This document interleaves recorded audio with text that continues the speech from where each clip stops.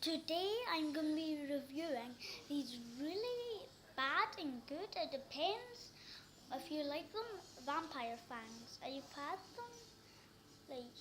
I tasted them and they're really bad. You can hardly eat food with them. They're like glow in the dark. Quite good. Not that good, but this is what it looks like on. Okay. Okay.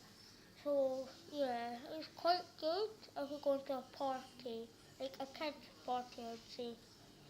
Not good if you go to like another party. So yeah,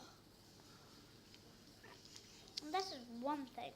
Like it's 1, 2, 3. So then that does it saying like it's just look.